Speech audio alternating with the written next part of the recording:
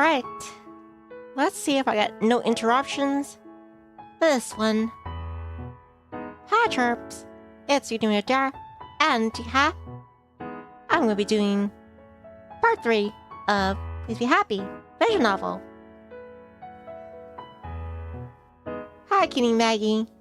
Blah. Yeah, let's get right into it. I'm thinking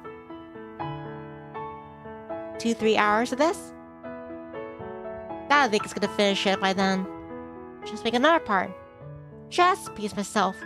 Don't try to finish it. Already? Continuing where I left off. Let me grab my keys. It was where... yeah, in the park.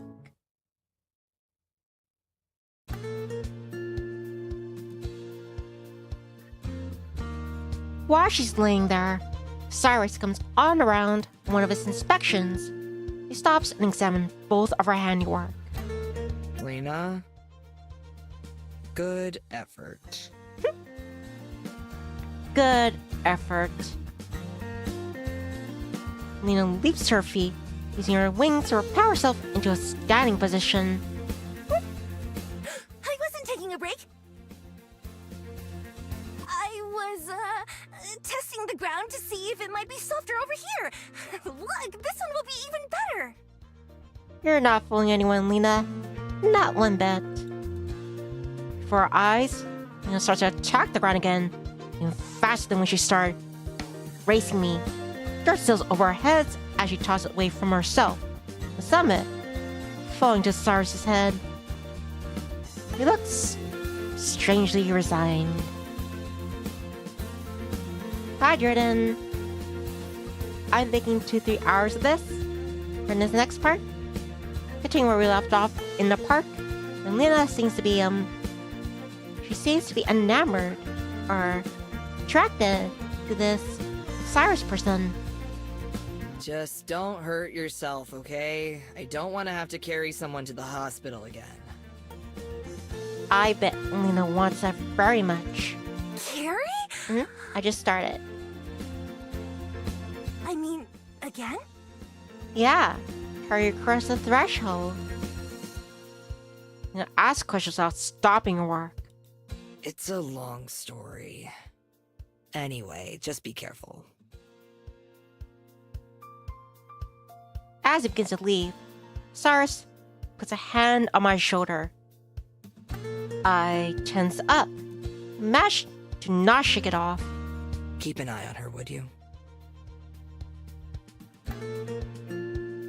I nod, and Cyrus walks away. As he's out of earshot, and it comes to a halt. Miho, right? I need you to break my arm. You... what? Frickin' psycho! Yeah, maybe that's a bit much. Maybe just a finger would be enough. Damn, you really are thirsty for Cyrus, aren't you? Why would you want to do that? Hi there, birthday man.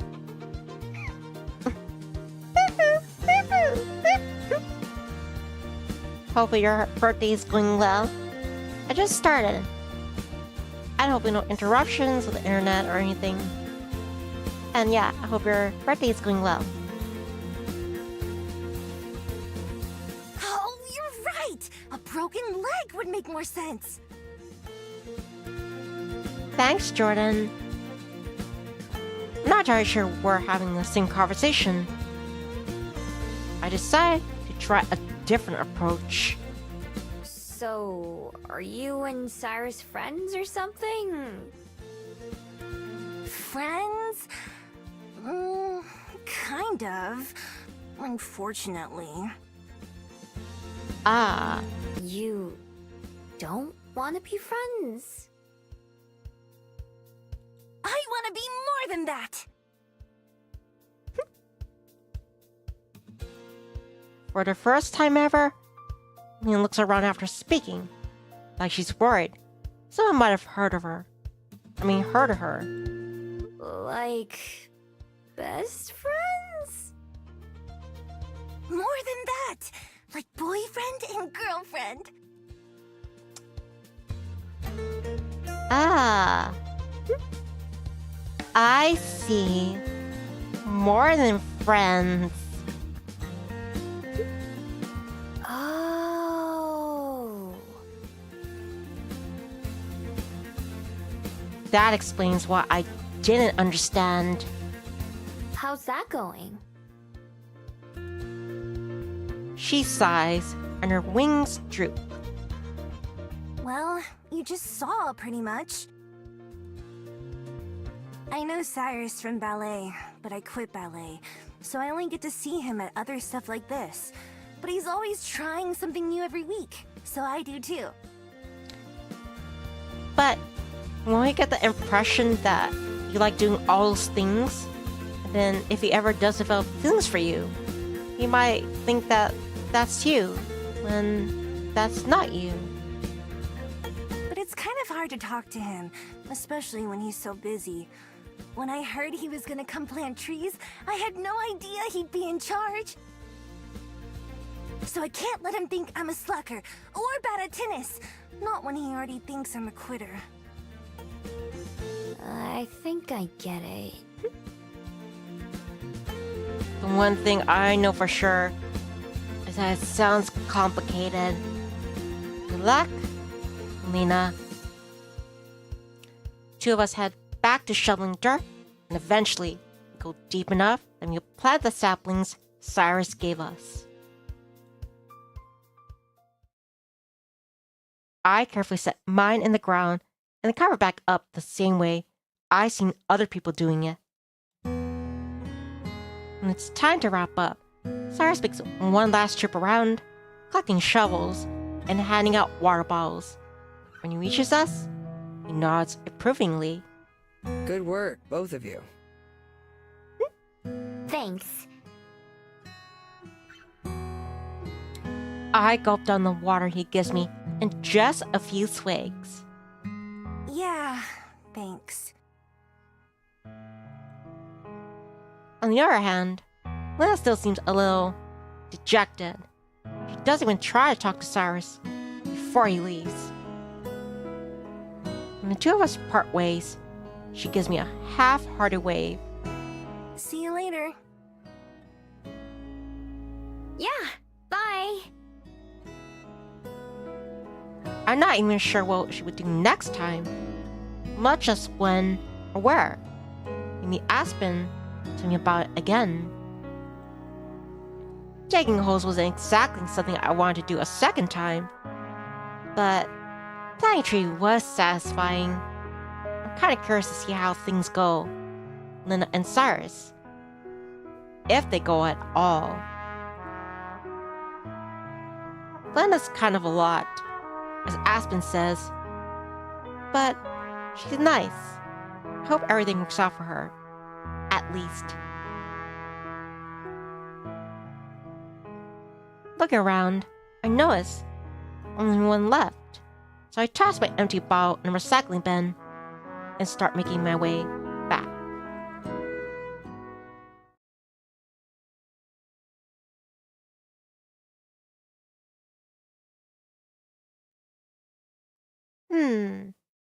Cuba Street. Feel that I could use a break. I head down to Cuba Street. While I walk there, I count the bills in my wallet. Now I don't worry about money so much. It's nice. I can buy so many snacks, and no one can yell at me now. When I get there, I zero in on the convenience store I sold sandwiches on my very first day. I browse through, grabbing anything that looks good, hurrying up to the front, where I dump everything onto the counter. All of these, please. Are you having a party or something? Nope. It's all for me.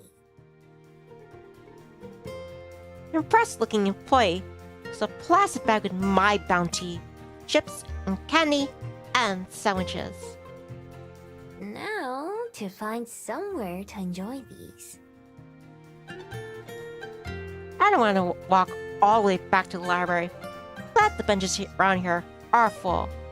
I carry my bag up the street, then down another, and another.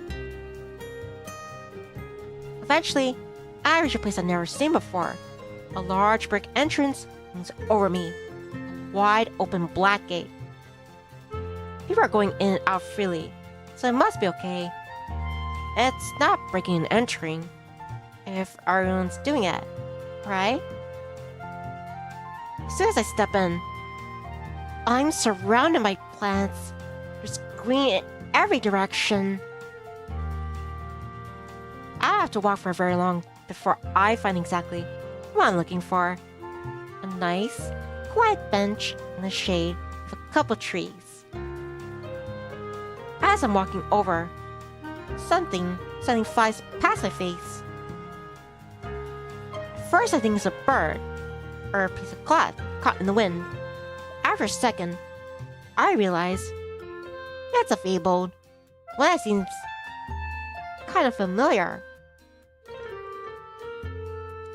It drifts away without stopping and floats in the opposite direction from me. I go and sit down, unwrapping a snack bar I bought and taking a big bite.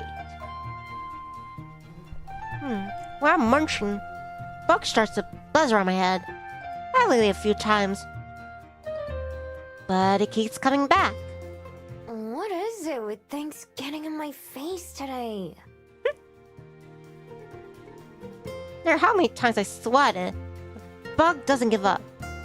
Finally, I go to knock it away, totally by accident, and I'm catching it in my hand instead. I can feel it buzzing against my palm as it flies around, trying to find a way out. It's not exactly pleasant. I'm not sure what to do with it.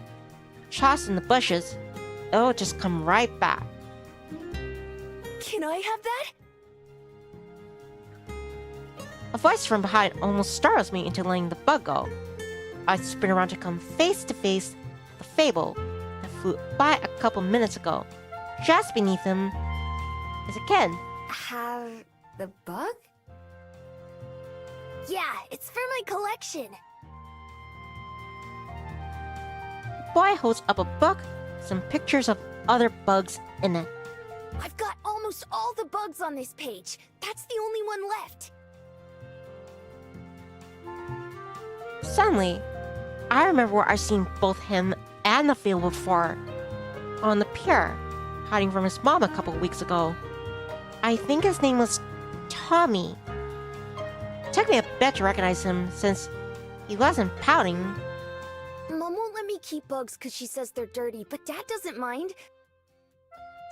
When you say keep, do you mean dead? So, can I have it? Please? He pulls out a little jar. A jar. In one of his pockets and opens the lid.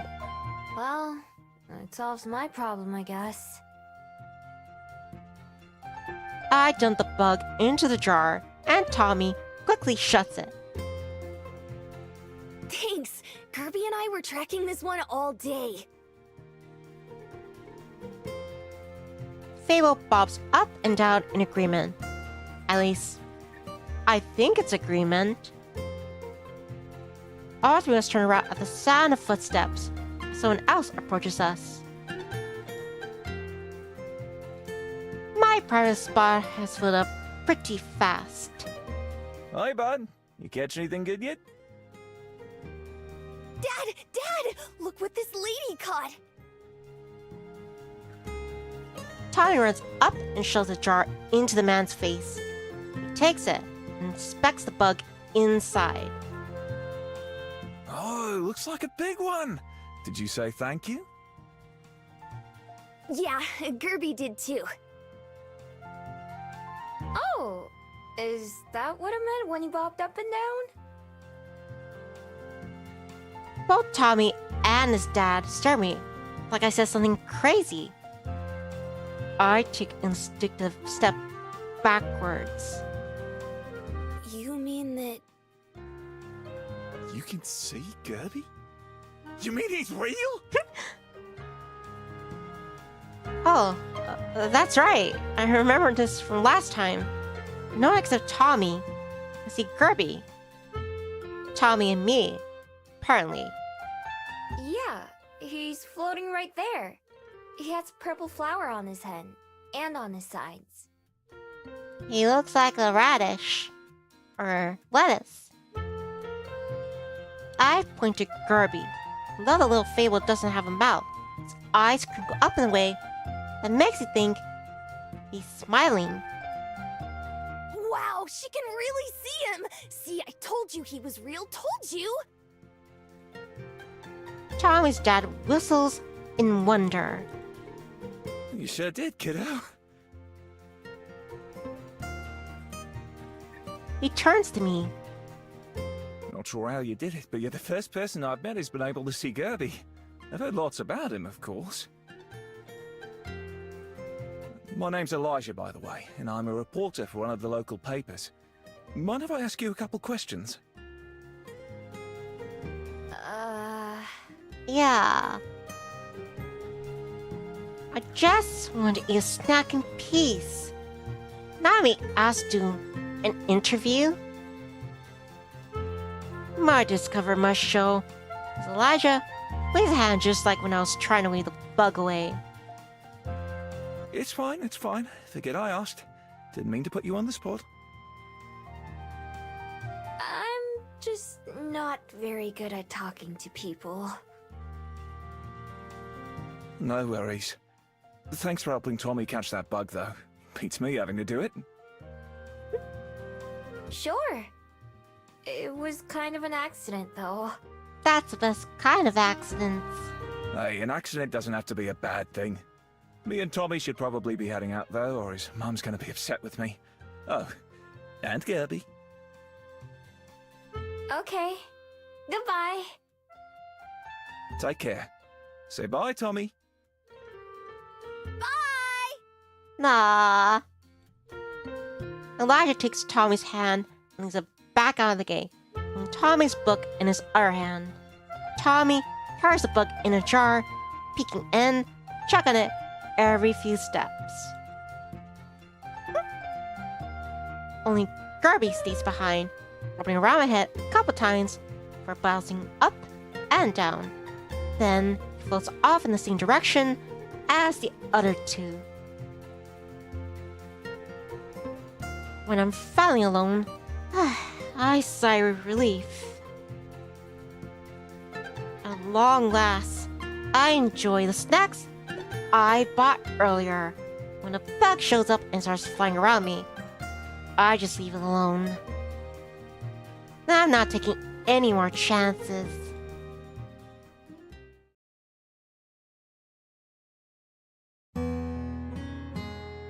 Another day spent irritating myself around town. I decided to take Aspen's advice and ask Julia about a TV. The light is on in Juliet's study, meaning she's in there.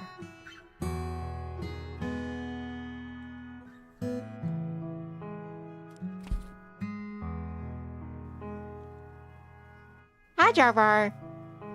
Glad you can make it. Blah.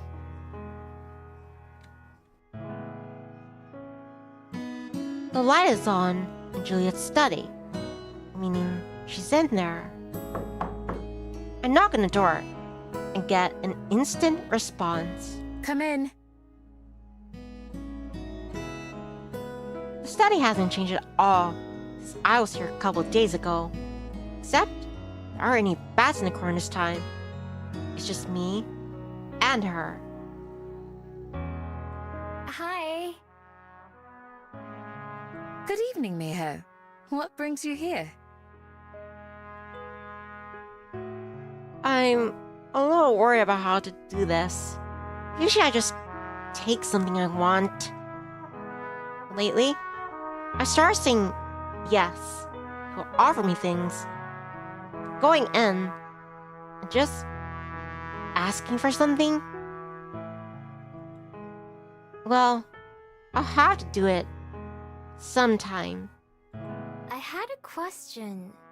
Yesterday, Aspen said I should ask about getting a TV in my room. That way, I'd have something to do. Oh, that is a good idea. I take it today wasn't particularly exciting either. Not really. It was fine. Nothing bad happened. I'm just... I don't want to say I'm bored.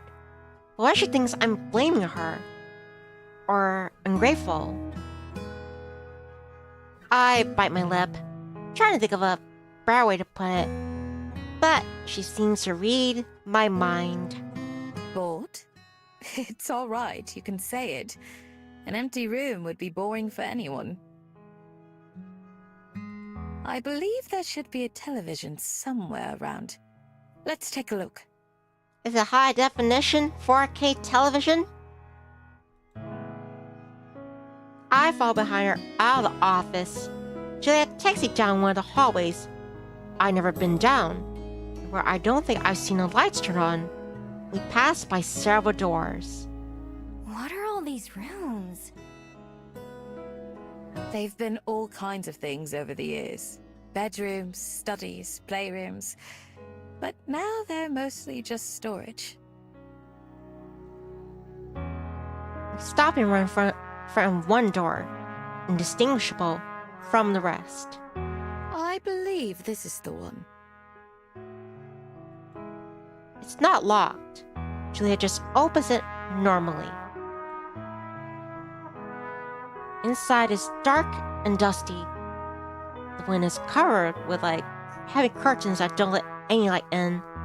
In other words, what you expect from a vampire's house. There's tons of junk leaning against the walls, like some faded bicycles, and a dresser that's missing a drawer. Ah, there it is. Juliet points, and I see where she's looking. There's a TV in one corner, with its cords wrapped up around itself and a thick blanket of dust. We both walk over, and I wipe some of the dust away. It immediately blows into my face. Miho, are you alright? Bless you. Still, I back a few steps away. As you can tell, it's been a while since I've come in here. Much more carefully than me, Juliet cleans off the TV. I believe it should still work, though. Okay, I can move it to my room then. It's alright. I can take it.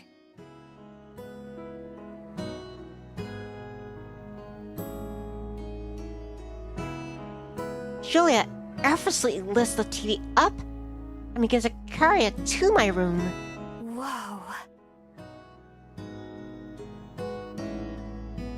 I know from plenty experience that TVs aren't exactly easy to lift. I need to remind myself to never piss her off.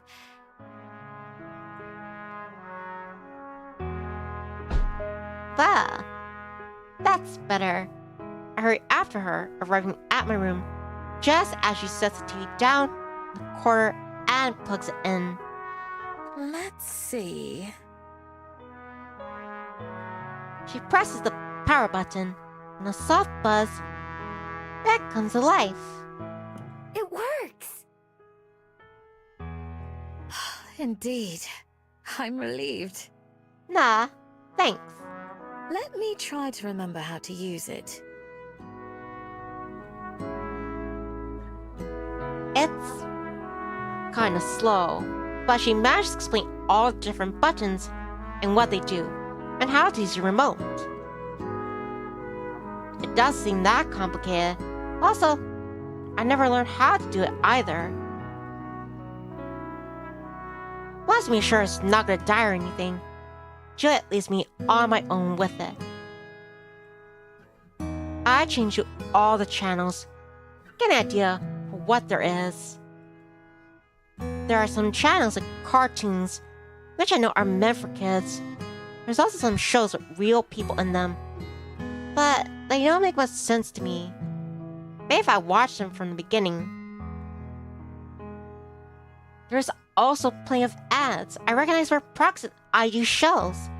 Probably has to do more with my lifestyle than anything else though. Even flipping through stations constantly, I do find myself having much more fun if I was just napping or walking around. I can see why humans do this all day. Eventually, I go back to one of the cartoon channels. And if they're meant for kids, they're easier to follow along with it. I pick one, and they're running, climbing into bed to watch. I end up spending a few hours watching until I fall asleep that night. Having something else to follow along with and think about is a nice distraction from your own doubts and worries creep up on me. If this is what normal life is like, maybe it's something I can get used to after all.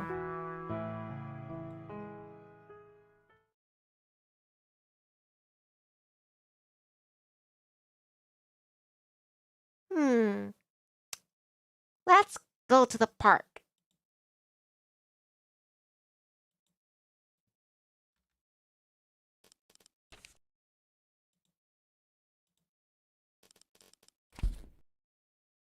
During a conversation with Aspen, she told me about Lena's next adventure would be an outdoor painting class.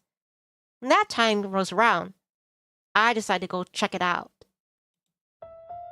Just like with other activities I try with Lena, they'll be happening in the park. When I arrive, I don't have to look around. Class is right next to the entrance. Group is bigger than the ones for tennis and tree planting. Everyone has a big canvas on the stand in front of them. There are a bunch of paints and brushes in the middle. That is easy to find, like always. I see Cyrus on the other side of the crowd, away from her. It seems like he's not the one in charge today. A friendly person in a paint-stained apron sees me arrive and helps me choose a canvas and some art supplies and sends me to find a spot. Naturally, I head over to where Lena is. Hey, mind if I set up here? Oh, sure. Are you new here? Yeah, this is my first time painting. Me too. Wanna have a Actually, maybe you shouldn't race when you're painting. I take a peek at what Lena's been working on.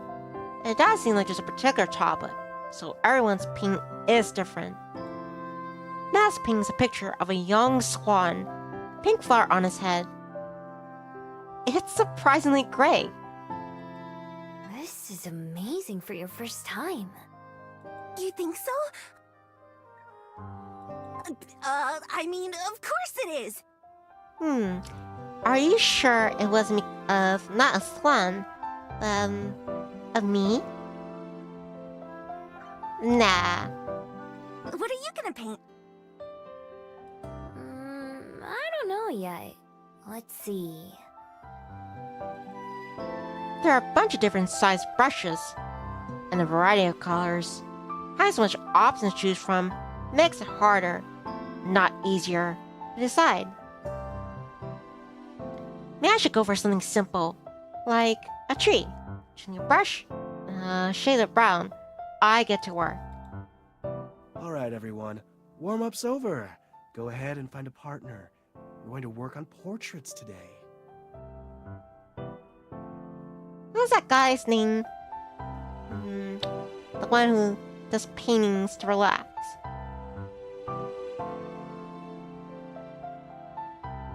Bob Ross?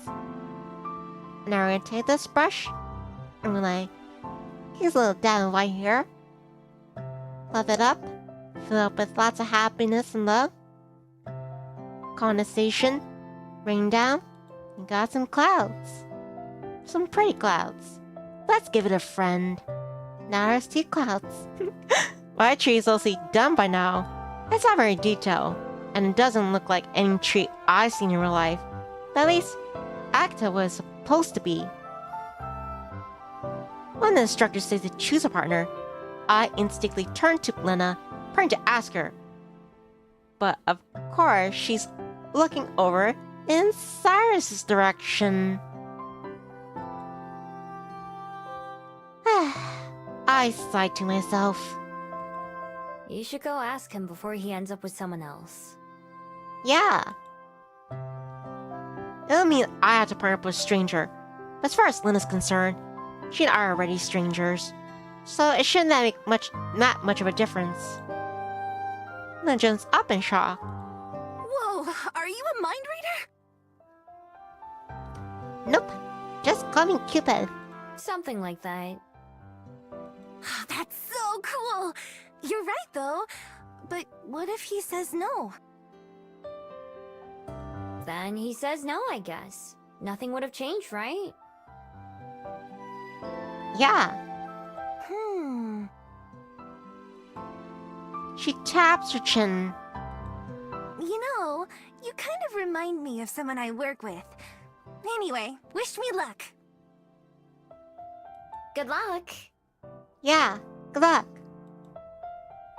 I watch as Lena goes up to Cyrus and talks to him, too far away from me to hear. Guess it must work out, because he soon set up their canvases, facing each other. Unfortunately, watching them means that I miss out on my chance to find a partner. When I look around, everyone else has matched up with someone. That's more than fine with me. But unfortunately, the instructor comes over and invites me to partner up with him. Which I begrudgingly, accept. For the next while, I struggle to make something that resembles the woman across from me. This would be a lot easier if she looked, I don't know, like a tree. After 10 or 15 minutes, classes hands to get everyone's attention.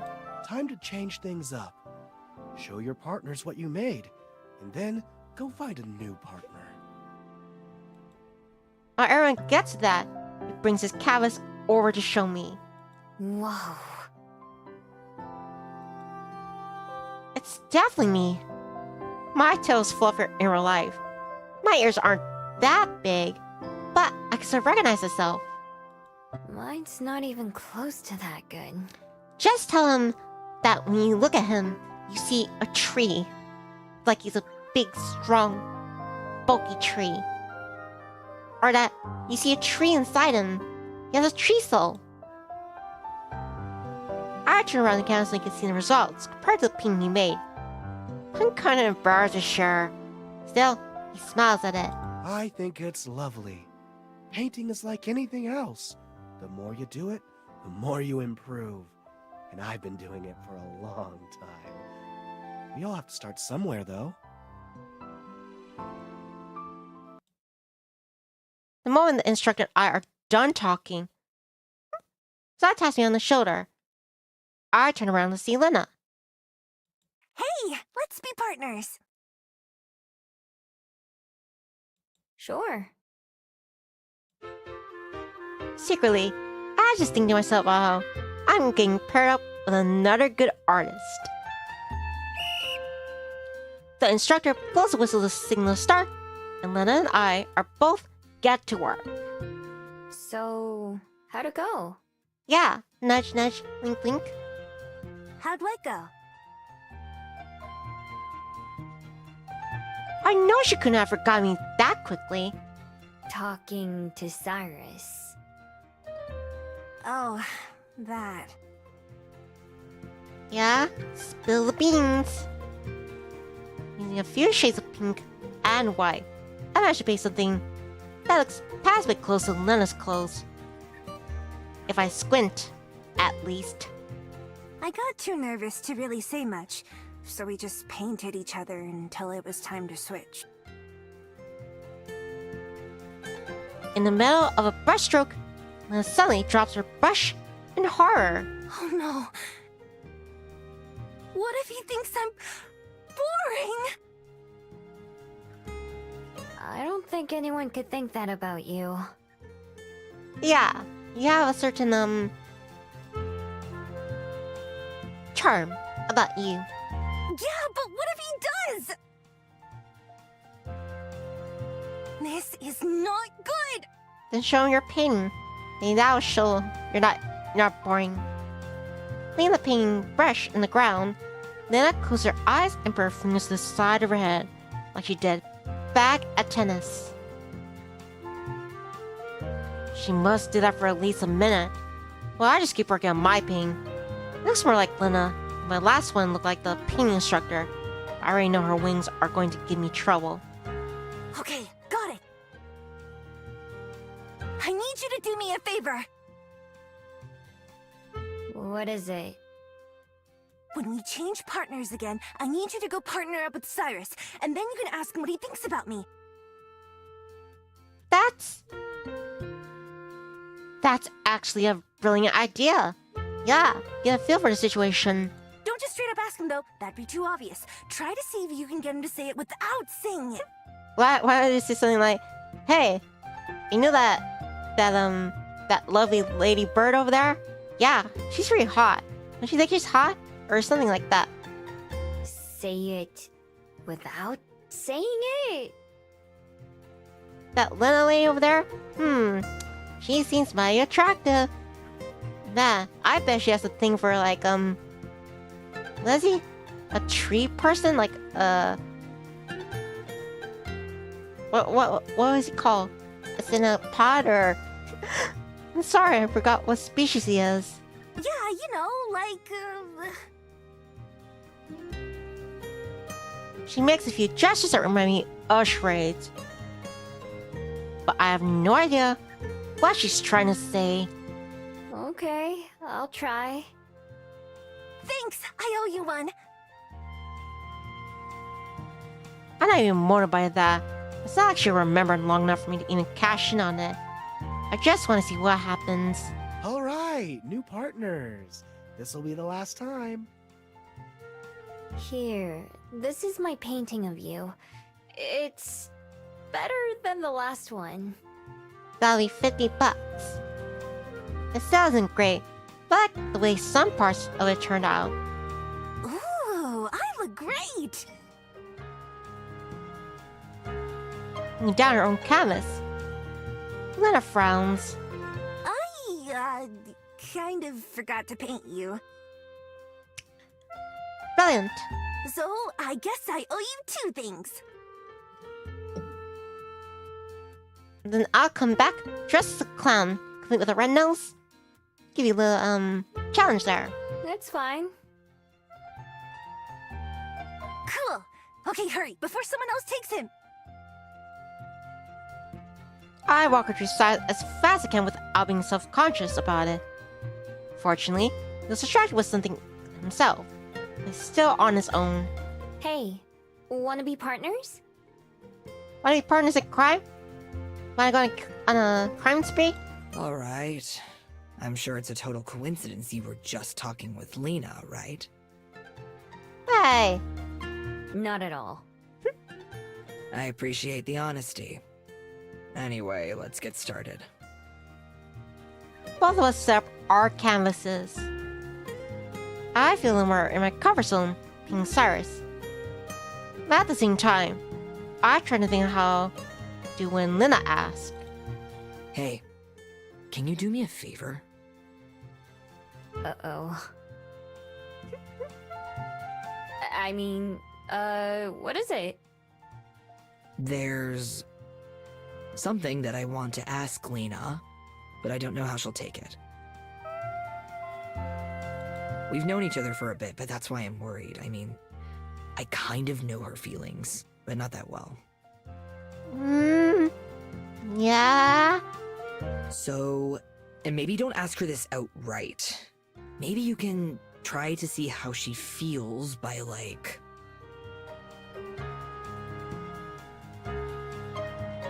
He makes some vague hand gesture that eventually turns into a shrug.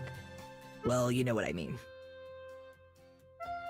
Miho, just tell him, spill the beans. No, I don't. Anyway, what I want to know is... Damn it! Shell whistle blows, King Cyrus off. All right, that's it. Time to show 'em off.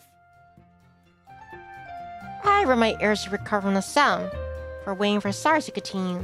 Actually, never mind. It was dumb anyway. No! Come on! God! Here's what I made. Ta-da! Cyrus spins his camera around to reveal. Oh, phew. I can't help but breathe a sigh of relief. He's just as bad at painting as I am.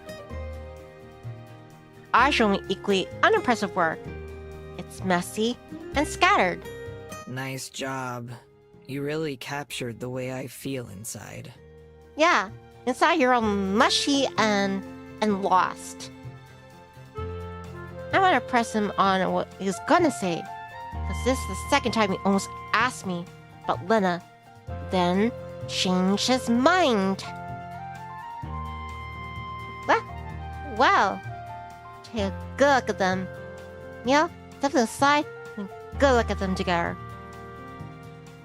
They really complement one another.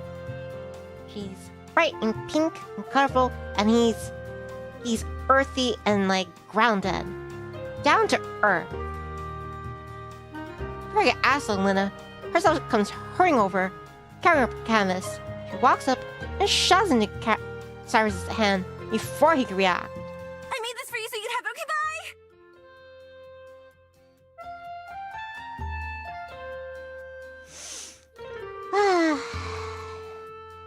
Immediately she steps off the way she can.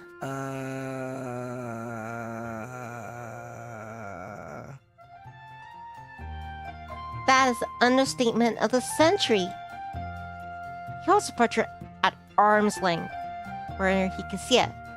I move behind to get a good view as well. Just like Lena's picture of the swan, her picture of Cyrus is really good. It shows him looking thoughtful as he works on his own painting, biting his lips in concentration. There's a lot of detail in his eyes and face and on the leafy vein that runs up his neck. Whoa. This is a big ass blinking neon light that says, I love you. I adore you. Go out with me. Really good? Yeah. Two of us look around and try to find Lena, but she's nowhere to be seen. She must have left right away, or she's hiding somewhere. What was it you wanted me to ask her? Come on, just say it. Cyrus just shakes his head, still looking at the painting. It's fine. I need to ask her myself. Okay, that's spur. That's the spirit.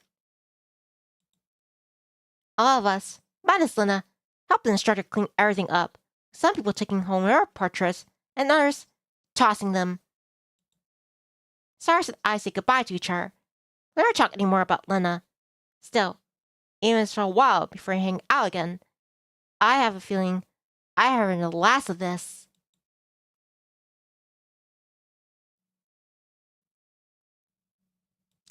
Let me pay a visit to the waterfront. I decided to give fishing another try. Last time wasn't very successful. Maybe I'll have more luck today. When I get to the fishing spot, I see a familiar face. Mr. Kim is there, of course, dancing around between the students. This time, he knows me right away. Hello, miss. Is that a new face I spy? Yep. I wanted to do some fishing today. Let's get fishing.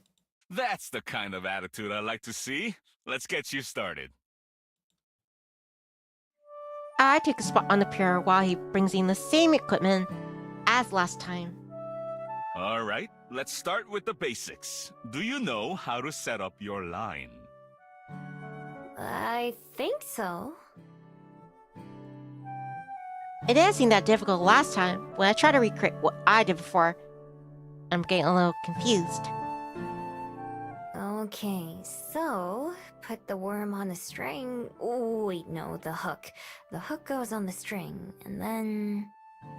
Oh, I messed it up. String has gotten all tangled on itself. No self-respecting fish is gonna be interested in that. Not to worry. This guy is like animal spirit. Not to worry, you get? Like not, but then not with a K, cause yeah, got tangled. And he has a bucket hat. He laughs at his own joke as he comes over and quickly undoes a knot. Okay, let's try again. Nothing to worry about. It takes some time. Eventually, I'm ready. Fortunately, I learned this next part better. I stand like he showed me. Hold the rod like he showed me. And let the line fly. I watch it excitedly as it sails overhead and splashes in the water. Excellent job. Why, if I didn't know any better, I think I taught you myself. I just smile in response. My problem solved. Mr. Kim goes off to assist someone else, while I turn my attention back to the sea. Here, fishy fishy. Here, fishy, fishy, fishy. I can use some fish in my sushi conveyor belt. I'm ready. No fish will be getting away from me today. Since I feel a tug, I'll be reeling it in, just like other person when I came here before. Just gotta wait. And wait. And wait. Nothing's biting. It happens. Mr. Kim bumps up from out of nowhere. Just give the fish some time. You'd be shy too if someone started offering you a meal out of nowhere. Well, it's got me there. I nod and keep waiting, but I can feel the boredom sinking in. I was willing to give fishing a second chance, but it's just gonna be like this every time. I probably won't be coming back. Suddenly, I feel the fishing pole jerk in my hands. It takes me by surprise, and I almost let go, but managed to hold on tight. Oh, I think something's biting. Reel it in! You can do it! Again, his eyes, it looks like it's peering at the reader, at the viewer. Through his glasses. Right, reel in. To do that, my head is spinning as I try to remember what to do. Meanwhile, reel is spinning as the fish, my fish, tries to get away. It smacks my hand, jolting my memory. Oh, yeah. Go get him, Meal. I grab it and start turning it the other way, and the rod towards me myself as I do. I can feel the fish, still out of sight, struggling against me. Not today. All the time I spent waiting has made me extra determined. I put my feet firmly and keep reeling. Gradually, the line gets tighter and tighter, till finally the fish breaks through the water, dangling on the other end. I did it! You did it! Congratulations, Neo! Congratulations! I bring the fish in where I get to see it more closely. It's not as big as the fish I watched get caught last time, but it's not tiny either. Just down the pier, I was reeling in a catch too. So, what are you gonna do with it? Huh? What do you mean? May's asking how I plan to cook it. Will you be keeping it or letting it go? Let it go? I just worked hard to catch it. Mr. Kun laughs behind him, First, it just constantly takes a picture of their prize, tosses it back into the water. Why did they do that? Well, everyone has to eat. That's just part of life, and I love a good fish dinner as much as anyone. But some just enjoy the sport and the struggle, and release the little guy once he's been defeated. I look at the fish I caught. It's still flapping gently. There's a mark in its mouth that doesn't look natural. What's that? I point to it so Mr. Kim can see. Only has to glance at it. Looks like it isn't this fellow's first time being caught. That is a battle scar. A scar. So he's been caught before and either got away or was released. It's up to me to decide if his luck runs out or not. Sighing, I hook the fish, toss it back into the water, where it instantly swims down and out of sight. Try to be more careful next time.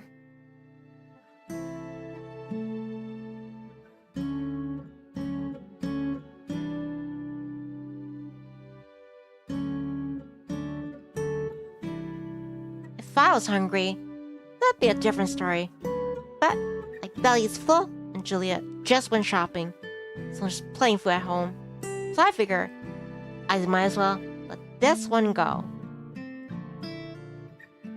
Walking up beside me, Mr. Kim looks out at the sea. You know, maybe that kindness will come back to you someday. I'm sure the fish appreciates it. Yeah. I'm not sure how useful it has to have a fish owe me a favor, but I know what Mr. Kim means. I hand him back the fishing pole and a box of lures that he gave me. Done for the day? Yeah, now that I've gone to see what it's like. Well, if you decide to join us again, the fish will be here. And so will I. Maybe I will too. Thanks for the help. Of course, of course. The pleasure is all mine. Have a good day, miss. I wave and head back up the pier.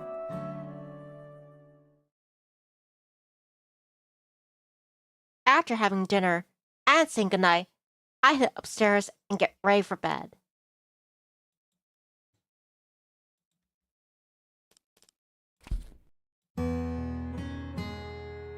As I flick off the lights and start to leave the restroom, something in my reflection catches my attention. My bead is glowing slightly. Just barely. It's so faint I can only notice it in the darkness. Removing the necklace, I inspect it more closely. And they're warm. Not just my magical bead, but the regular ones next to it. Not as warm as when I use my transformation magic, but enough that after 100 years of carrying, I can detect the difference. I'm not sure what it means. Everything about my magic has always been a mystery to me. Really. Some things like transforming, I just knew how to do instinctively from the beginning. Other than the fact that my beat always comes back to me, no matter where I leave it. I don't know much about it.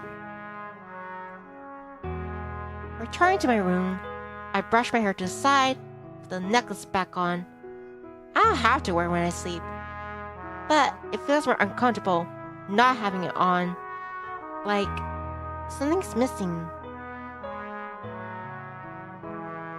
I'm climbing to bed. I pull the covers up to my chin, like always. Rather than transforming, I just lay there, staring at the ceiling.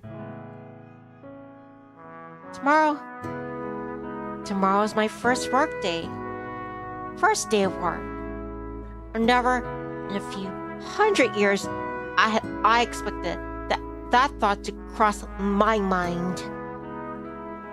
Laying here, the place I started thinking as my home, that yet doesn't seem that scary. I'm a bit nervous, but I'm excited too. Maybe I'll be good at it. It'd be nice to be something good at something other than thieving. As my eyes begin to get heavy, it occurs to me, usually I change to fox by now. Except for a first night, when I was too tired, I spent all my nights here, in that form. But tomorrow, I'm taking another big step into people's lives. So it feels more appropriate to stay this way. Rolling onto my side, I face out the window, so let myself succumb to sleep with a gentle warmth of my beads against my neck.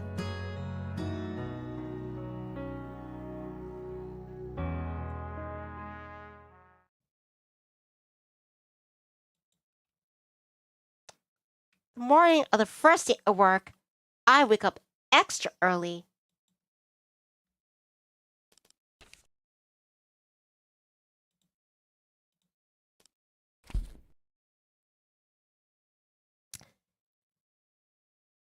I creep up to the house so Julia can't hear me and slip out the front door. Outside, it's wet. I don't know if it's rain or just morning dew. It's more dark than sunlight still, but I can already see the clouds overhead are gray. Just 2 weeks ago, that would make cause for concern. Now, it's probably worth thinking about. I have somewhere warm to go back to. I start walking, taking a familiar path. Hasn't really been 2 weeks. I feel like I've done more living in the past few days, all the years before then. Every day, something new, and every evening, something secure. It's a life I could only ever dreamed about. It scares me how fast I slipped into it. I spent my whole life alone. I devoted my entire existence to keeping it that way. But now, ever since being Aspen and Julia, I'm not sure I like being on my own quite as much. It feels like I'm losing a part of myself. My armor, my defense mechanism. Like, I'm getting weaker. Maybe that's true, but also, maybe that's okay. Maybe it's okay to let myself be a little more vulnerable. Just a little. There's no one else to be seen on Mount Victoria as we went up to the path. Instead of going straight to the top, I veer off into the underbrush. I haven't been back to my den since Julia came and found me. I haven't forgotten the way, though. All the rain since then has done a number on the den. It's barely recognizable. It's supposed to be glass into mud. In other words, it hasn't changed much since the last time I was here. Overhead, birds chirp in the trees.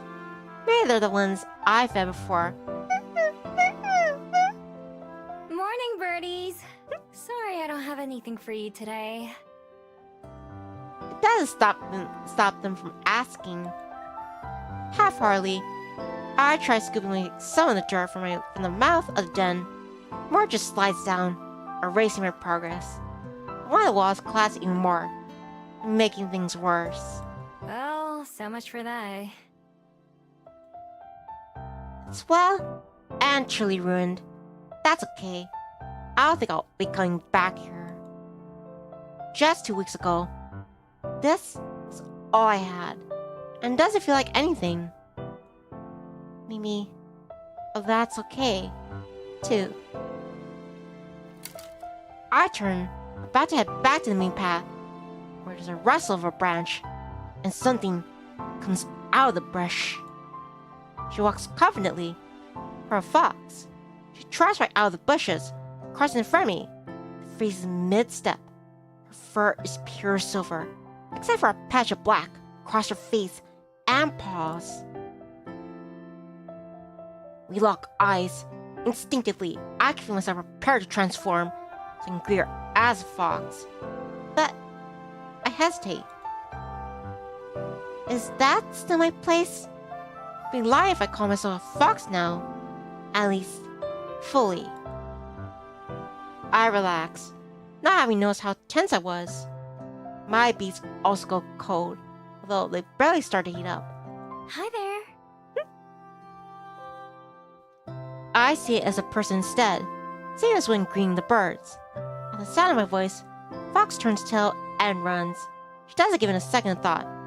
1 second she's there, next, she's almost out of sight.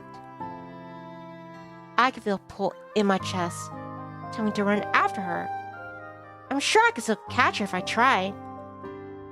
Of course, I don't. I'm not the kind of person who goes chasing after foxes anymore. Instead, I watch her disappear. It doesn't take long. Not even the grass rustles behind her.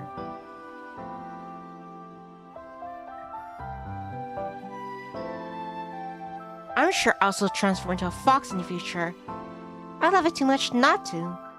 But I have to set some boundaries for myself. Watch it go fills me with a pang of longing. Also confidence. I make a choice to live this way. Even if I regret it later, at least I thought about it. At least I'm trying. I'm going back to the trail and up to the top of Mount Victoria. Coming up never ceases to amaze me.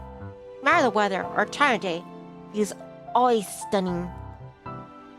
Right now, it's just me and the breeze. I close my eyes and spread my arms out, letting the wind ripple through my hair and jacket.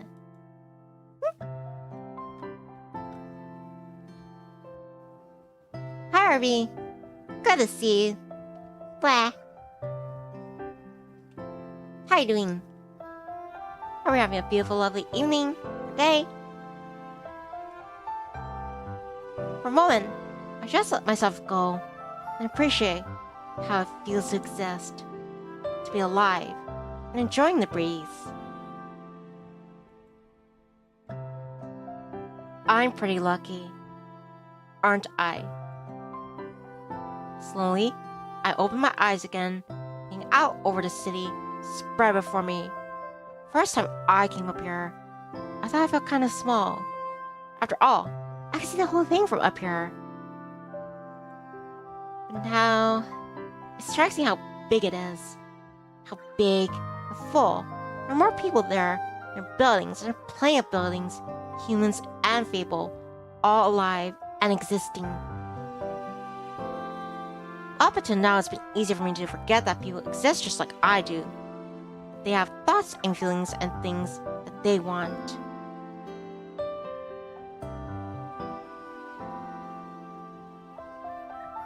Hi there. Dimie? Pronounce that correctly? What's up?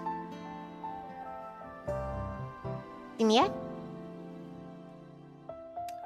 Up until now, it's been easy for me to forget that people exist just like I do. They have thoughts and feelings, things that they want, rather than just being problems to solve, obstacles to avoid. Now, I can't help but notice just how alive the world is around me at this early hour. Maybe alone up here. There's plenty of activity down in the city. I fumble around in my pockets until I find the right size coin and feed it into the binoculars nearby. I scan over the city for anything that I recognize. Finding the fishing spot is easy, so all I have to do is follow the coast. The whole pier is already covered in fishermen. And there, I managed to find the bell house. Its windows are dark and doesn't stand out much. I wonder if Aspen will be the first one there again today. After the bell house, I aim the lens at the library. Windows are dark there too. Of course. Clean the window to my room. I pause in the image, just my window, framed in the middle of the lens. From all the way up here, I can spot a tiny little place I can call my own. I stare at it till the shutter clicks and the view goes dark. Just 2 weeks ago, I stood up here and wondered if I'd be better off leaving. Glad I haven't answered that now. I turn around and begin the long walk home. Library is still dark, and when I get back, I can hear the low murmur of conversation from the kitchen. As I step through the doorway, I find both Aspen and Juliet already seated at the table, waiting for me. Breakfast is already cooked too. There's a lot more food than usual. Ah, Miho. Welcome back. There you are! We were wondering where you'd gone off to. Morning! Just went out for a walk. Sorry if you thought I ran away again. Aspen shakes her head, pouring herself a cup of coffee as I sit down. The thought crossed my mind, but I didn't really believe it. You've got a big day today, right? Yep. You can say that again. Went on my walk just to clear my head. I hope you're excited too. I'm happy for you, even if I am a teensy bit jealous. Teensy Jeff? Aspen sends a tiny scoop of sugar into her coffee and stirs it. Wait, is that how you're supposed to be? I mean, that's how you're supposed to do it. I have to remember just in case Juliet makes me drink tea again. Yeah, because last time Mia was offered some sugar. She up and ate it. I think that's how humans do it. A teensy bit of jealousy is a good motivator to work even harder myself. Actually, about that... Juliet, you had better not be about to offer me a job. Rather the opposite. I have a favor to ask. Just for today, do you think you could assist Miho as she gets her bearings? It's getting near my bedtime, and while I'm sure Miho would be able to handle herself, I imagine a helping hand would make things easier. That's reasonable. That is, assuming Miho doesn't mind. Of course not! Both of us look at Aspen expectantly. She bites a lip and tries to hide her smile behind her cup of coffee as she takes a sip. Well, I suppose I could spare the time. Great! But what about the Bell House? You didn't get fired, did you? They'd go out of business the day they fire me, and they know that. But I enjoy how that's your first assumption. No, I simply swapped shifts with someone, so I don't have to go in until later. Ah, Wow, that's convenient. And much to our benefit. Thank you, Aspen. Oh, don't mention it. Then, shall we turn our attention to breakfast instead? Oh, I thought you'd never ask. there's the usual eggs and toast and fruit. There's also pancakes and hash browns too. You really went all out, huh? I felt today merited a bit of a celebration. Of you, and the start of another chapter of your life. Aw, thanks. It's really all because of you two, though. I'm just...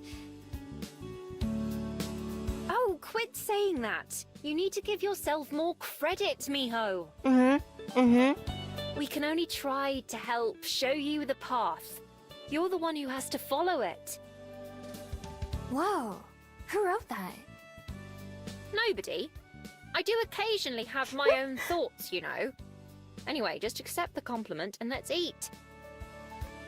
Fine. It's like the expression, the little horse to water.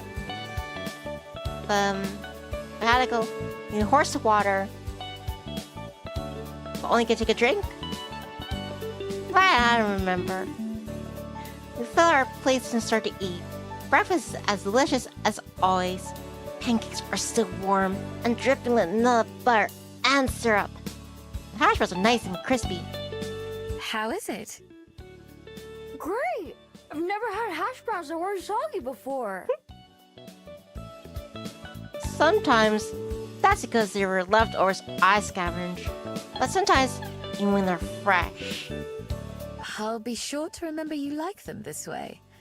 Oh, and the pancakes you made are delightful, Aspen. I want pancakes too. You made these? Don't sound so shocked. I have to do a lot of baking and prep work at the Bell House. They're really, really good. Mio, not be human. Can't talk with your mouth full. Thank you. I'm glad you're enjoying them. As tasty as they are, ends up being more food than I can eat. I forced myself to finish the pancakes, even though I'm full by the time I'm halfway done with them, because I don't want Aspen to take it personally. Eventually, I throw my fork down in defeat. Did you get enough to eat, Miho? More than enough. I think I'm set for the rest of the day. I take snacks with me. I'm sure you'll feel differently by lunchtime. And there's no greater compliment to the cooks. Three of us start to clear away the dishes, and I start to feel apprehensive. As opening time draws near, I spent enough time in the library to know that I don't need to worry too much. But I can't help be anxious. There are a lot of details to remember, not just which books go where, but stuff like names and special requests too. I already know that I'm not going to be the fastest since I'll just have to copy words to see which ones match, instead of being able to read them. With all the practice and memorization I've done, I'm as ready as I'll ever be. So, instead of dwelling on it, I make myself focus on rinsing the dishes, make sure I don't miss any spots. On the other hand, Aspen is positively buzzing with excitement, though I can tell she's trying to hide it. She flits from task to task, doing things that don't need to be straightened and tidying up, parts of the kitchen that are dirty. She hums to herself as she goes, sometimes popping up beside me or Juliet. And of course, Juliet herself is the same as ever, calm and stoic. I thought she might be a bit worried about leaving the library in our hands, considering she leaves it unsacked most of the time. Maybe not. At the very least, I'm determined to not leave the library any worse than when there's nobody running it. Finally, we finish all the cleanup and chores. Thank you for your assistance. Are you two ready? Yes, whenever. Yep. Yep. Let's get the two of you set up then. Juliet leads us to the front desk, where there's a fresh stack of checkout sheets and a jar of pens, plus a computer for looking things up. I did a once-over before breakfast to make sure everything was as it should be. I'm sure the two of you know your way around the place by now, and that's really all there is to it. And if you feel the need, don't hesitate to wake me. Don't worry, we'll be fine. I'm like Cinderella. I intend to live my dreams for the Hurry. precious few hours that I Where? can. Do you have any questions, Miho? Or anything you'd like to go over again? Hi, Ari. Mambo. Maybe after this, I'll take a short break and do another stream for Left 4 Dead 2. Maybe I could do that?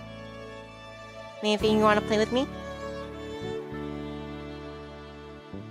I'm fine. I've done all the prep I can. All right then. If the two of you are all set up, then I'll be off to bed. I'll see you in a few hours. Have a good sleep. Good night.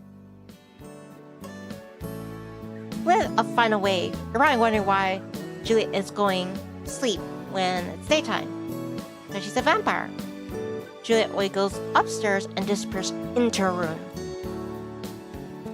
From behind the desk, Aspen places her hand on her hips and looks around like a queen serving her kingdom. And now we wait. I take a seat in one of the two chairs and kick my feet back and forth. After pacing around a little bit, Aspen sits down too, twirling a pen between her fingers. Nervous? A little bit. It's understandable. I was nervous on my first day of work too. I'm sure everyone is. Ah, thanks, Jordan. Both RV and Demi and Jordan all saying I'm cute. Man, that doesn't make me blush. I just don't want to mess anything up. Especially not on my first day. Relax, it'll be fine. Not that I think you will, but even if you do make a mistake, that's natural. Yeah, we learn from our mistakes. Unless it's catastrophic, and it blows up, and you can't recover it, because it's all in pieces, or ashes. No pressure. Yeah, I think I'll end this after Neil's first day at work. It's how you get better at things. By doing them wrong until you figure out the right way. There's not much that can really go wrong, either. It's not like at a restaurant where there are customers paying money and with all kinds of different orders. Again, thanks Jordan, thanks RV, thanks Demie. If it takes you some extra time to find a book or put one away, that's no big deal. Yeah, I know you're right, but I still worry. I don't want to do such a bad job that Julia changes her mind about me or something. Are you still worried about that? Juliet adores you. You could burn the whole library down and she'd still let you live in the ashes. That's quite a description. She loves you so much, she adores you. Like you burn down this library, she still loves you. She still lets you live in the ashes. That'd be closer to what I'm used to, at least. Right, you and your dramatic backstory. My what? Backstory? Life story? Whatever you want to call it. I'm sorry, I shouldn't make light of it. Oh, it's fine. I don't mind. Just forget that you think it's interesting. I hope someday you understand why. Maybe you'll hear a story that resonates with you and makes you want to know more, or get to know that person better. Don't say Aspen. You don't say. Wonder why. She pokes me in the side with a pen. Like Hey! me, when I met you. I guess that makes sense. Like when I talked to you and Juliet. Juliet, perhaps. Even I don't know much about her life before she came to Welly, and even that is fuzzy. And you? I know this makes me sound like a hypocrite, but there really isn't much to say about my past. For one thing, I don't have nearly as many years as you two. But also, I had a boring, normal childhood in a boring, normal town. I went to a boring, normal school for a while before I moved out here, hoping for a change of pace. But now I live a boring, normal life, just in a different city. I'll bet I wouldn't think it's boring. I don't even know what a normal town and normal school are like. We all have stories. Some might not be as big or crazy as others, but that doesn't make it any less. We all have a role to play, a part. Aspen opens her mouth to say something, but as she does, the front door opens and Aspen leaps to her feet. Good morning. Guess, a rare-haired human, looks surprised. Oh, hello. Wasn't aware there was anyone working. Here's your best day. Wrong place. I'm just helping out today. But Miho here is the library's new daytime caretaker. Hi there. Yo! Anyway, but I'm not sure if there's anything else I'm supposed to say. Luckily, Aspen seems to have it covered.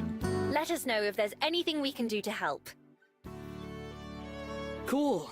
Congrats, Miho. I'm just here to browse. Thanks, though. Enjoy! She gives him a bright smile as he walks in and heads to the books for taking her seat again. Good job! Thumbs up. Thank you. Why don't you greet the next guest? Do I have to do that for everyone who comes in? No, but a smile and greeting never hurt. Although we'll Stormtrooper, have to keep the volume down. Stormtrooper, Stormtrooper, Stormtrooper. Right. Door opens again, and a pair of twin dryads. That's the name of Cyrus's species. As I stand up, my legs feeling just a little shaky. Hi! Let us know if we can help. Neither of them speak, but they all smile graciously and nod in acknowledgement as he passes by. See? That wasn't so bad, was it? No, but so far no one's needed any help. True. Let's see who we get next. We don't have to wait too long. A breathless man carrying a stack of books starts his way over to us. Do you work here? Can you check these in for me? I'm running late as it is. Thanks! Wow. Before I can answer, he drops the books on the desk and runs back out the door. I wonder why he was in such a rush. Aries says, it looks like a sweet game. It's a slice of life. Yuri novel. Visual novel. Mio the fox here. She went on a journey to find a kind human, and then when she took human form with her magical beads. She like pretty much moved around the world. Didn't really have a care, just like surviving. And then eventually she ended up here in New Zealand, Wellington, and she decided that she wants to plant some roots and try to live a normal life. No clue, but I respect him still taking the time to drop off his returns. Do you want to start writing them down? Aspen, if she doesn't know how to read, do you really think Mio knows how to write? Sure. My mistake, Mio. I apologize. Take a deep breath. Grab the top book and a pen. The child isn't too long, fortunately. Slowly. Oh, so that's what she's doing. She may not understand it, but she can copy it. I mean, she can draw. It's not that of a stretch. I start copying the letters down. First a curve, then a straight line, then a loop, then an arch. Hello, welcome. That look of pure determination, concentration. I didn't even hear the door open this time. I didn't even hear the door open. As more and more people start to come in, as I both end up pretty busy, books that need to be checked in grow fast. I have to start taking some of them back to the shelves as I just make some space. By using a little chart with the alphabet numbers on it, and with slowly match the labels on each book, there's a spot on the shelves. As the library gets busier, though, I start making some educated guesses about where certain books belong, putting them with other books that look similar. I can fix it later if I have to. Also, Mambo. Miho, could you give me a hand, please? Or at the desk, the line of people has gone pretty long. I have no idea what these people normally do, or is there anyone to help them. I shove the rest of the stack I'm carrying into an empty shelf and hurry over to help. And after finishing one guess, she hands me a few handwritten notes with label numbers on them. Can you go find these? I think one was returned today, so it might not be on the floor yet. Also, these ones were checked out in the wrong name, so they need to be corrected on the sheet. Oh no. No. That sounds overwhelming. These 3 here are going to be picked up later, but we've been asked to pull them ahead of time, so make sure not to get them mixed up with the others. Okay?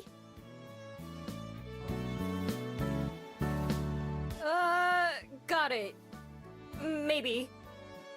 Wow, Miho. That's impressive. I forgot half the stuff already. You've got this. With a little chair, she goes back to assisting people. I watch for just a moment. She's clearly in her element here. And with the line growing longer, Aspen is me getting nervous. I can't see anything about myself though. And there's no time to waste. I bounce around the library trying to find the books Aspen wrote down. It takes a while, and I get the instructions mixed up a few times.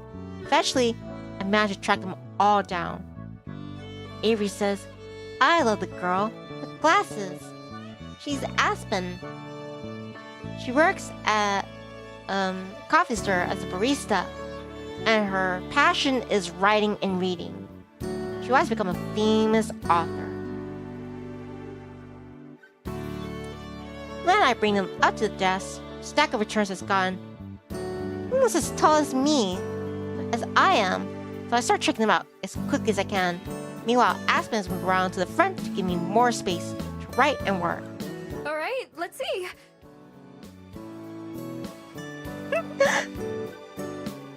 Look at that. The classic contrast of like peace and chaos, serenity and balance, and just, yeah, tranquility and stress. I grab the top book and start a copy, then the next, and the one after that. For long, they all start to blend together and the letters seem to swirl and move on the page. I thought this was gonna be easy, but it's making my brain feel like soup.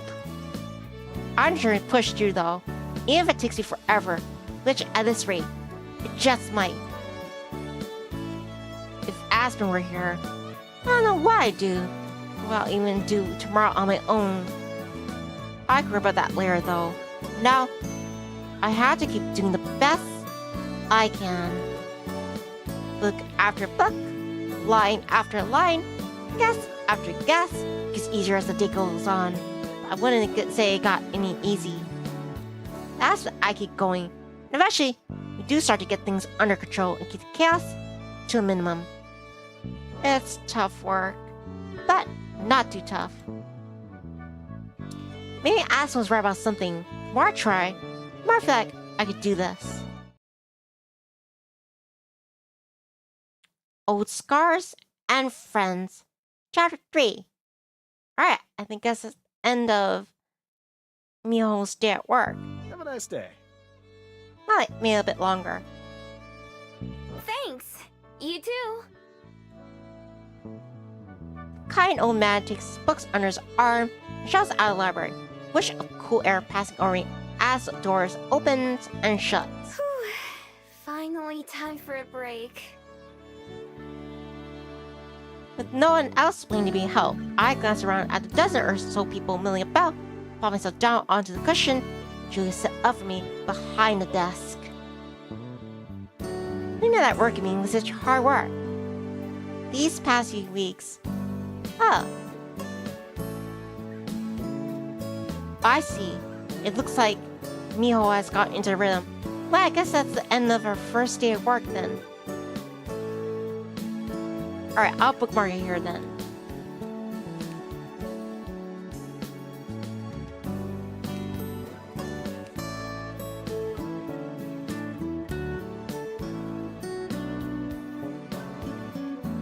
Chapter 3, Day 1. Alright, chirps. that's it. And for this, or part 3 of the Vision Officers, please be happy. And yeah, I don't know if I'm gonna finish streaming tonight, or if I'm gonna do Left 4 Dead 2. Then I'll let you know. I'll post on the YouTube channel and in the Discord chirp server. Well, yeah, I could do one thing before I close out this stream. I was doing this game earlier, and it's pretty quick. Alright, let me pop it up.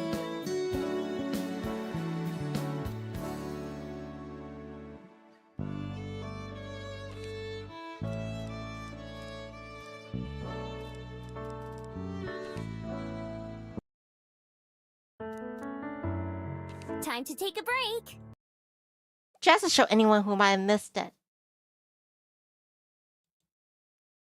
Cause yeah, I've become addicted to it. Just a little bit. Like a day. Conveyor belt. Sushi simulator. Avery says, I'm here. So yeah, I'm closing out, but please be happy. I don't know if I'll go do Left 4 Dead 2 tonight, or call it a night, feel sleepy, or eat. But yeah, let me just do one day of this.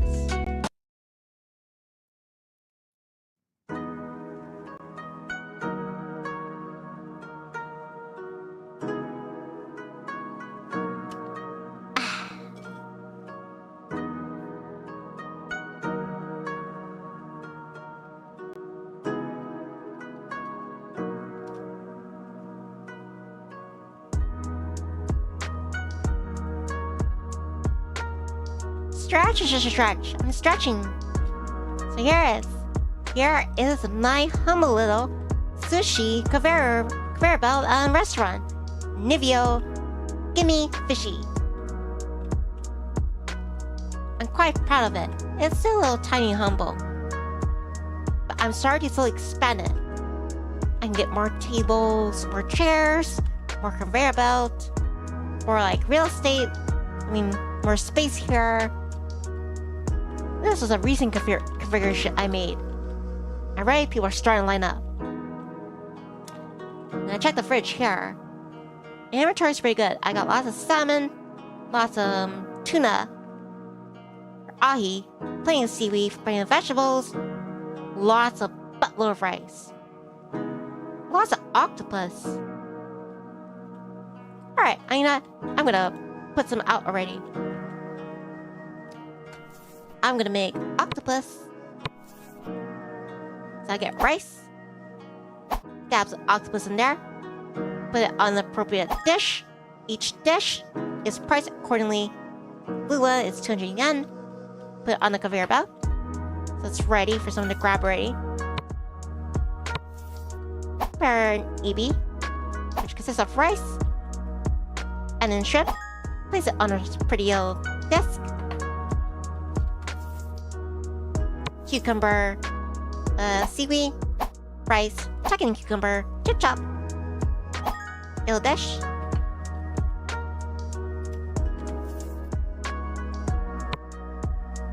My favorite one, lean tuna. Green dish. I wanna make sure you put on the correct dishes. Sometimes someone can claim that you put on the wrong dish and you price them wrong, charge them wrong. Squid. Rice, squid,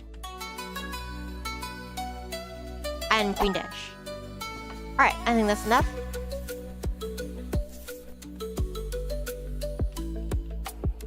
And we are open for business. Irashimasu! Welcome. Ah. What can I get for you? Ooh, someone's already partaking in the shrimp. Why do I do that? Let me make something else. Another shrimp. Rice. Shrimp. Yellow paint. Just in case someone sees that person eating it, though, I want some of that action. Someone's taken the octopus. Excellent. Are we guys gonna waste? Alright, rice. Octopus. Come on. Someone bite. Another salmon.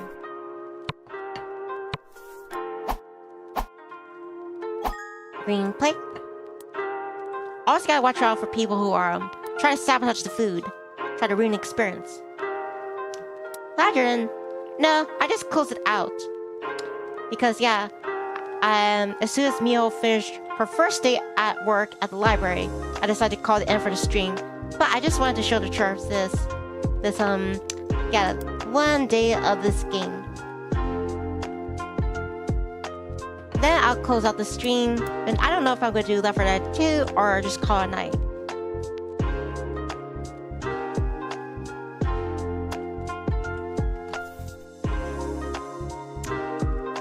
Right now, the day is 11:19 a.m. I think it's set to like close at 9:30. Alright, so who wants to take the bill? Hi there! Did we enjoy our meal? Lovely jacket. Hi, Amanda. I just finished the third part of Easy Happy visual novel. Just close out with one day of this. Enjoy this? Okay, good. See next stream, go to bed, warm hearts, and sea hugs from Canada. Thank you so much, Jordan. Hope you enjoyed it. And you have a pleasant night, you and Bear. And your total is 500 yen. Be paying with card or cash. Alright? Arigatou gozaimasu. Yourself. I'll be with you. Ishimase! Alright, let's see what we got here.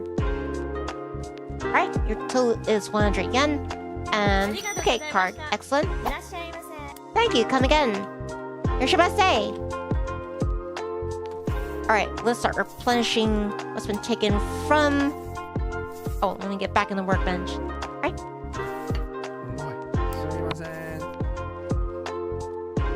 Alright, he's ready. Let me just put this tuna out. That way they're not left waiting. Tuna and some sweet, fluffy egg omelet nigiri.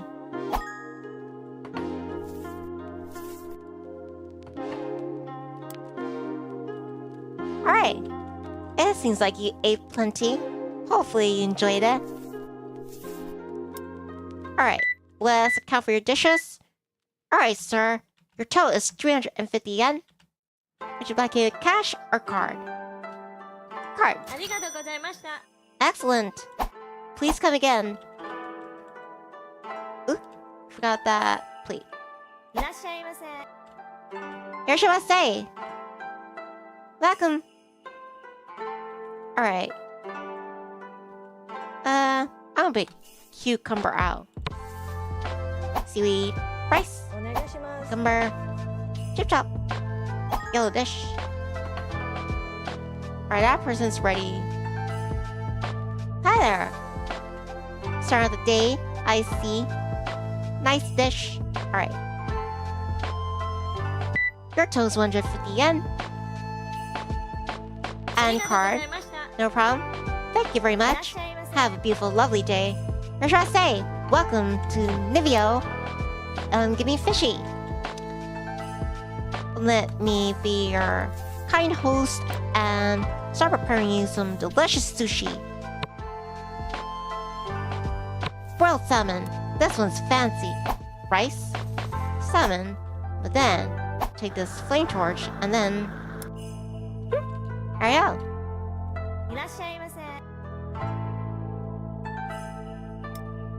Green dish.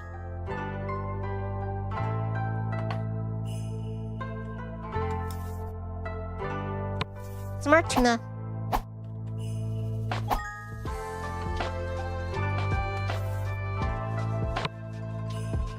Cornmeal salad. And kun. We make the seaweed in the shape of a cup. Fill it up. Iris is cuter than me. Thank you. Cutie chef than me. Yellow plate. Let me put it on there. That person's still not seeing anything they want. How about maybe about octopus? Rice, octopus. There you go. Please enjoy. Hopefully that person wants octopus. Hi there, sir. Do we enjoy our meal? I'm jealous. I wish I ate as plenty as you. Delicious food. Your total is 450. Cash your card. Thank you very much. Come again. Yoshimase. Alright, this one's ready for the bill. Alright. Your total is 100 yen. Good deal for delicious food. Delicious quality food. Arigatou gozaimasu. Hi there. Alright. Yoshimase.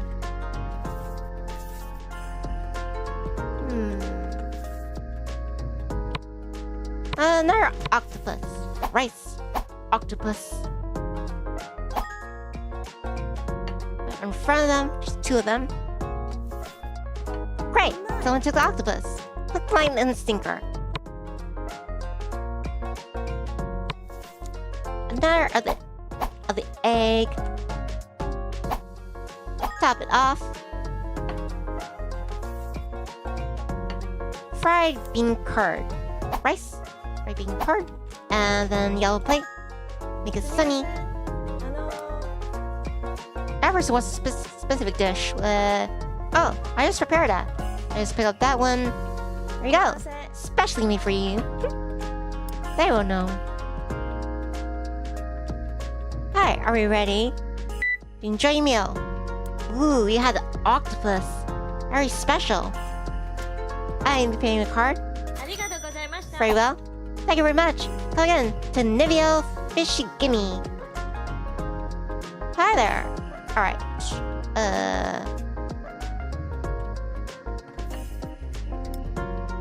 Let me go chop tuna nigiri. Rice. And then grab from here. Chop tuna. Green plate. Excellent. One of the eggs has been taken. Our person's ready for a bill. Hi there. Ooh, someone's a hungry man. 350 yen, please, sir. Card? Alright. Thank you very much. Arigatou. Yoshimase. Spend 10.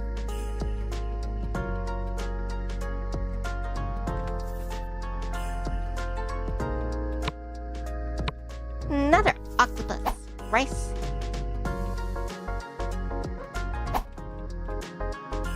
And then blue plate.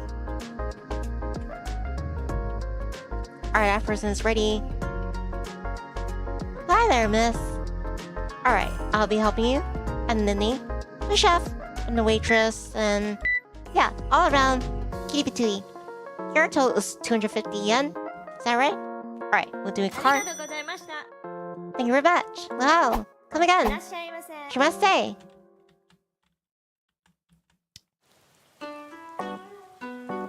It sounds like it's raining out there. It never happened before in the other days. Alright, I put out ebi.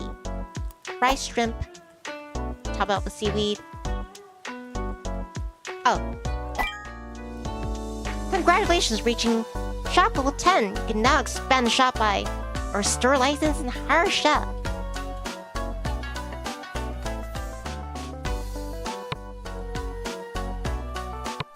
Tuna.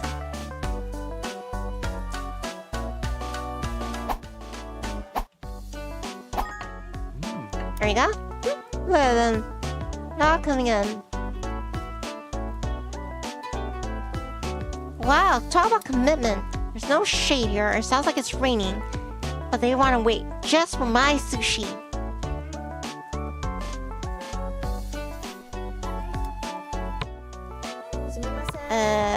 Alright, see. Let's put a cucumber out there.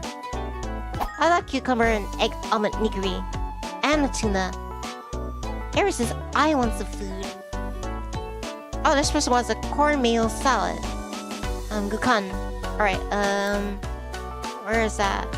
Alright, this one. Need rice, seaweed, top it with a corn salad. And then I give it directly to the customer. I can't select it from here. Alright, there we go. Hi there. I'll be helping you. Alright, your total is 300 yen. Cash your card. Alright, card. Mahalo. Arigatou gozaimasu. Alright. Ishimasu. Octopus. Another octopus out there. Rice. Octopus. Something simpler. Salmon. Rice. Salmon. Nice leafy green.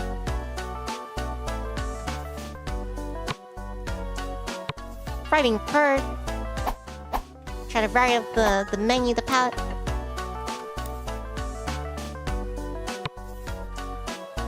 Seaweed rice. Cucumber. Excellent.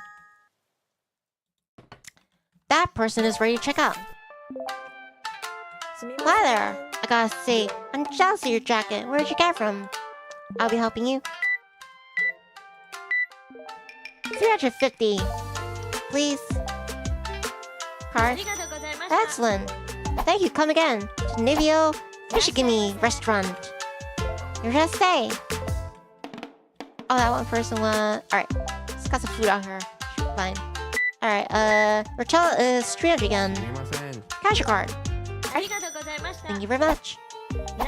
Wow, so many people. Word must get around fast. Let me put on our dish. Another octopus.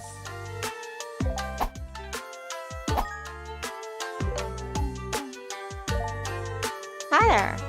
Are we all done? Are we all full? Nice and sweet and warm. Your total is 100 yen. Now take it over a card. Thank you very much. Ishimasu. Welcome to Nivio Fishigimi.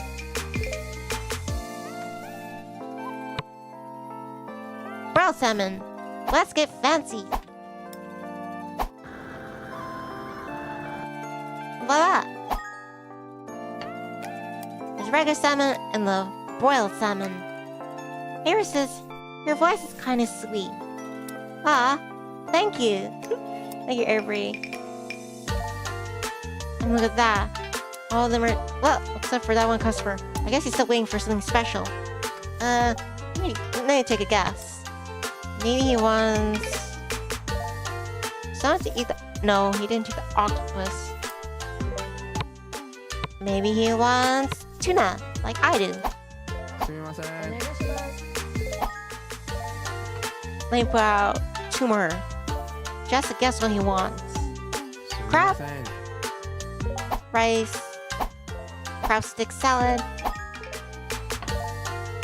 and oh, it looks like it's closing out for the night. All right, let me help these customers. But first, let me dump things. Shouldn't take long.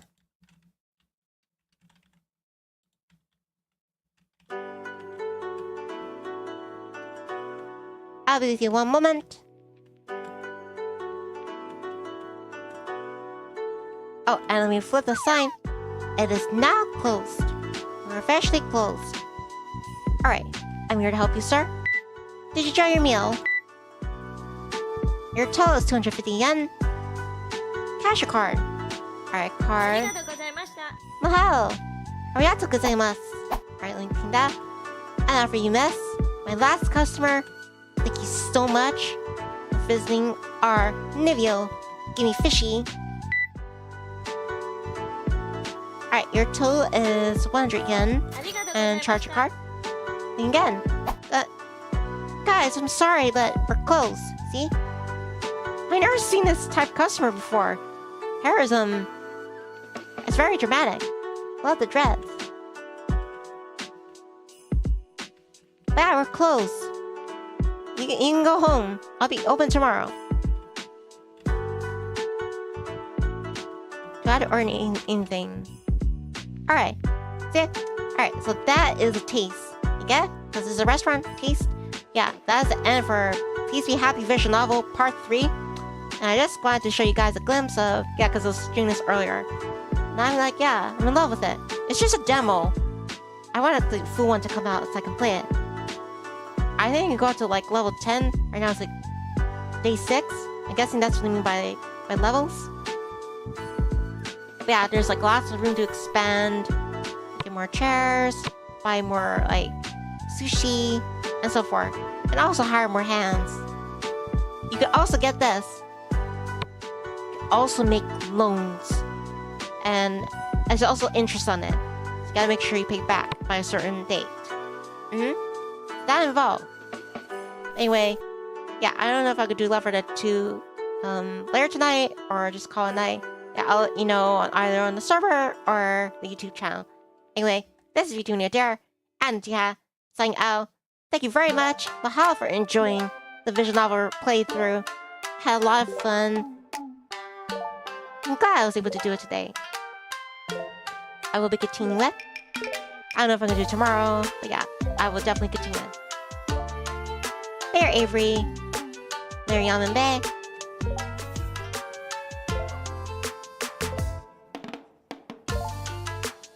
Nice meeting, Dimie.